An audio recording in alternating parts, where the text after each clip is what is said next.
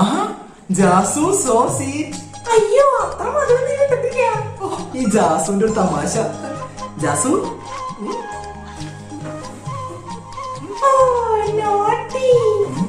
അപ്പൊ ചായ ഉണ്ട്. ജാസു സൂപ്പർ.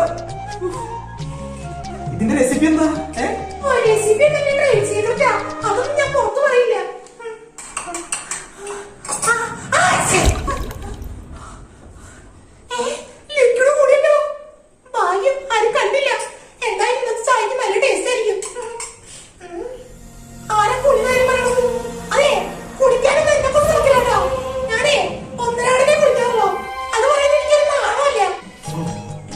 ജാസു